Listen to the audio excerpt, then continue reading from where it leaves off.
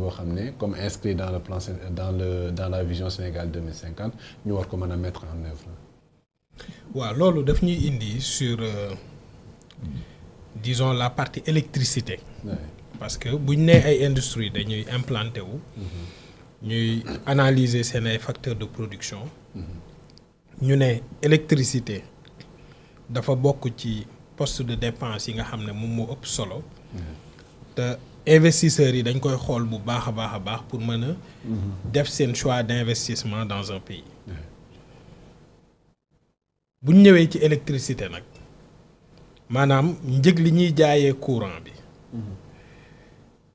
li koy impacter en majorité mooy les coûts de production maanaam courant bi ci yan anam lañ koy toggee. parce que boo jëlee électricité da ngay am chaîne de valeur boo xam ne day am production am transport am distribution am commercialisation. ñu ne la njëg liñ koy jaayee à la fin de la chaîne de valeur li koy gën a diisal mooy njëg liñ koy toggee. Cela va de soi. donc tey bu ñu ñëwaatee ci stratégie bi régime bi fi jóge amoon. maanaam ñoom de 2012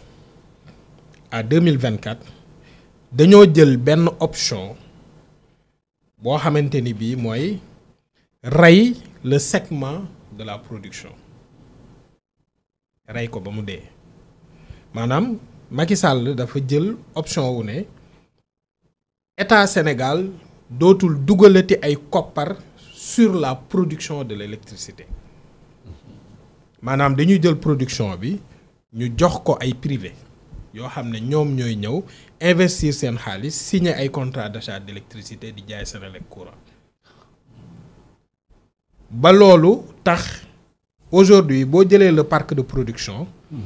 mën nañ ne 75 à bientôt 80%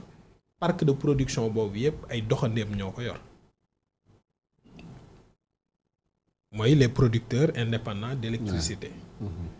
ñoom ñooy ñëw xaatim ay contrat yoo xam ne dañuy produire jaay Senelec Senelec jël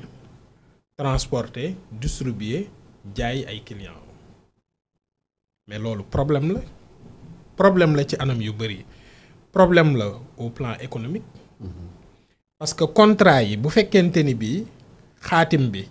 dañ ko xaatim ci ay modalités yoo xam ne appel d'offre lay nekk bu boobaa mën nañ garantir l'optimisation des coûts yi nga xam ne moom lañ ciy engagé mais bu fekkee contrat la yoo xamante ni bii dañoo ñëw directement négocier ak quelqu'un mu def proposition wam ñu valider ko mais bu boobaa mënuñu a priori contrôler les coûts yi nga xam ne moom lañ ciy nekk et en conséquence quand on ne contrôle pas les capex maanaam les coûts d'investissement bon duñ ko contrôler c'est trop dire il y a des experts yu koy xool ak yooyu mais par principe l'appel d'offres doit être une règle générale l'entente directe doit être une exception mais li ñu gis mooy contrat d'achat d'électricité yu ci ëpp bu weesoo le scaling solar bi nga xam ne defoon nañ appel d'offres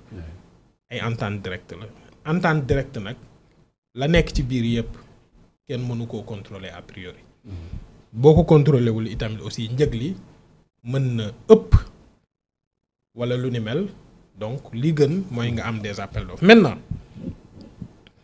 bu ñu jëlee donc chaîne de valeur boobu nga xam ne aujourd'hui production bi li ci ëpp comme ni ma ko waxee ay privé ñoo koy gérer coût de production yooyu noonu day sonal société bi nga xam ne moom mooy pare pour jaayaat courant bi donc fi aujourd'hui gouvernement bi fi ñu war a intervenir dëgg pour régler problème courant bi mooy le segment de la production le segment de la production doit aujourd'hui porter une attention particulière des autorités du pays tant que réglé wuñu production bi mënuñoo régler njëgu courant bi loolu il faut que mu leer delloo ko Senelec benn la ci pàcc yi parce que boo xoolee tey jii nii centrale yi nga xamante ni bii moo gën a néew ci njëkk lu muy génne mais Senelec moo ko moom man newuma bu fi secteur privé am parce que secteur privé dafay am valeur ajoutée parce que secteur privé dafa am capacité d'innovation dafa am aussi capacité d'optimisation des coûts loolu c'est le propre du secteur privé donc secteur privé pour man dañu war a continuer di leen impliquer mais dañu war a fexe itamit aussi ba état tiyel boppam yi nga xamante ni bii c'est des outils stratégiques secteur privé ñëw en appoint. secteur privé ñëw jàppale ko ci mais état bu dégager ay responsabilités entre guillemets jël lépp jox ko privé mais ëllëgi ci biir bu privé yi téyee seen loxo nag ne ñoom produire lan la ñuy def dañuy dem jël armée pour ñu réquisitionner centrale yi donc état dafa war a am loxoom bu baax a baax ci segment wu production loolu mooy le principe donc état dafa war a renforcer li nga xam ne moom la Senelec am ci ay centrales électriques même bu fekkee dans l'exploitation et la maintenance mën nañ ci liggéey avec des privés justement pour seen capacité d'innovation ak yu ni mel ak seen capacité à optimiser les coûts parce que société publique yi itamit aussi mën nañ am quelques inefficiences bu weesoo loolu ñu wax ci li nga xam ne moom mooy permettre ñu togg courant bi maanaam combustible bi ñuy utiliser dama ko wax ci benn émission fan yi la ma ni leen dafa am en termes de planification des moyens de production lu ñu naan l'ordre de mérite ñu naan ko plus communément le mérite order maanaam dañuy jël les capacités de production di leen positionner progressivement en fonction de leurs coûts marginaux de production maanaam li ñuy toggee pour boucler la demande bu ñu nee demande 100 mégawatts am na par exemple dañuy xool les capacités de production bi gën a yomb ñu dugal ko ñu ne ban moo ci topp en termes de coût marginal de production ñu ne par exemple bu nee par exemple bu njëkk bi bu ñu nee par exemple charbon la ñu dugal centrale à charbon bi après ñu ne boobu jeex na ñu dugal beneen bi nga xam ne moom moo ci topp ba ñu boucler la demande mais tey jii boo xoolee combustible ñun bi ñuy utiliser mooy le fuel mais fuel mën naa ne combustible de pointe la maanaam boo demee dans les pays développés ñoom combustible boobu bu mënee ñàkk ba mën a ñàkk daanaka lañ koy utiliser ndax cher gu mu cher même famille la que gasoil rek mën nañ ne gasoil pour mu gën a yomb ci xelu nit ñi. aspect polluant bi mu am. exactement carbone la am aussi. exactement maintenant combustible boobu noonu aujourd'hui Sénégal dafa war a switcher c'est-à-dire que système électrique gu Sénégal lañ war a tëggaat teg des moyens de production yoo xam ne li ñuy génne bu ñu toggee courant bi kilowattheure bi li muy jar day mën a yaxan foofu la intérêt li premier ministre Ousmane Sonko wax bërki démb wax fan yële bi mu demee Mauritanie ne 35 MMCF yi ngeen ñuy jox dafa tuuti dañoo bëgg 150 MMCF. waaw loolu mooy négociation. fulla ak fayda boobu moo ñuy mën a permettre ñu mën a tabax ay centrales au gaz yoo xamante ni bi dañuy mën a fonctionner jox sénégalais yi courant ci njëg lu yomb. donc combustible bi aujourd'hui dafa war a nekk cheval de bataille yu gouvernement bi maanaam fexe ba am ay centrales qui vont fonctionner au gaz yi fi jot a nekk ñu convertir leen ñu dem au gaz qu'on mette en place de nouvelles capacités aussi au gaz yoo xam ne Senelec da ci am wàll bu rëy bien sûr mën nañ ci ànd ak privé yi mais na état jëlaat li nga xam ne moom moo ko moom ndax am na mbir yoo xam ne kat doo ko dénk ay doxandeem du sécurité ndax ëllëgit ci biir bu ñu génnee ay jikko mën na am nga am ay problème pour satisfaire la demande des populations te bu boobaa ay yeneeni jafe-jafe lay indi donc combustible bi les capacités de production il faut que ñu renforcer ko combustible bi il faut qu'on switch au gaz autorités yi nekk ci réew mi actuellement li nga xam ne ñi ngi koy jéem a wut ñi ngi ci di ci liggéey pour que ñu mën a jóge ci capacité au gaz yi nga xam moom lañ ñu prévoir ñu dem sur des capacités supérieures bu ñu ko amee dinañu permettre ñu régler problème yu bëri. Maintenant chaîne de valeur bi je pense que si tu règles 70 à 75% du problème maanaam mooy la production mais li ci des ay optimisation ngay def rek sur le transport comment réduire les pertes techniques il faut investir aussi réseau yi nga xamante ni bii par exemple dafa nekk ay sections de conducteurs yoo xam ne dafa faible nga dem sur des niveaux de tension supérieurs avec des sections de conducteurs supérieures pour wàññi les pertes yi nga xam ne moom mooy les pertes de transit au niveau des réseaux boo ñëwee ci distribution bi nga appliquer la même logique et finalement maintenant li ci ëpp solo encore mooy ce qu'on appelle les pertes non techniques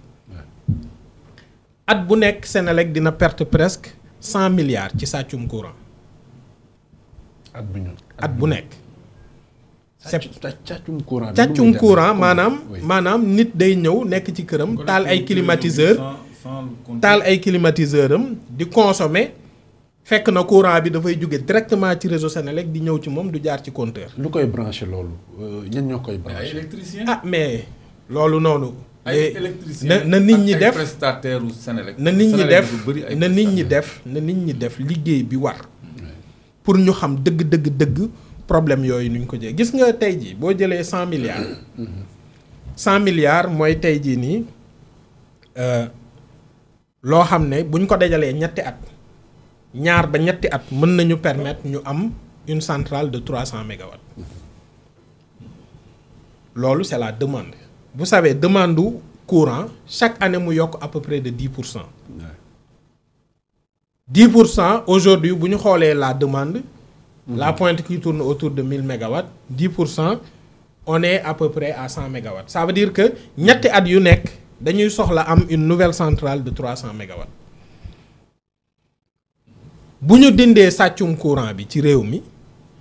day permettre ñu mën a investir sur des capacités de production xam nga très souvent fan yële bi waa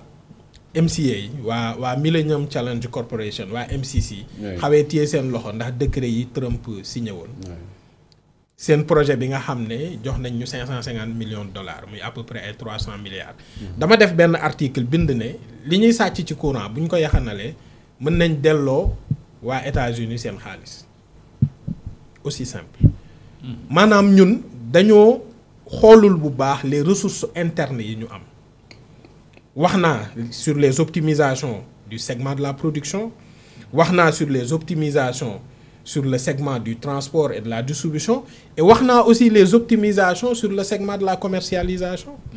bi nga xam ne dañ fay perte 100 milliards at bu nekk maintenant optimisation yooyu yëpp bu ñu ko dajalee ngeen foog ni ça fera pas plusieurs centaines de milliards boo xam ne état bi da koy mën a économiser chaque année. Donc pour man le vrai combat la vraie bataille mi ngi foofu noonu. Il faut qu'on règle le problème de la production. Il faut qu'on investisse davantage sur les ouvrages de réseau de façon générale le transport et la distribution même si am na jéego yu ñu ci jot a def mais il faut que ñu renforcer ko. Et enfin il faut qu'on règle le problème des pertes non techniques. Maanaam la fraude d'électricité. Consommer taal say climatiseur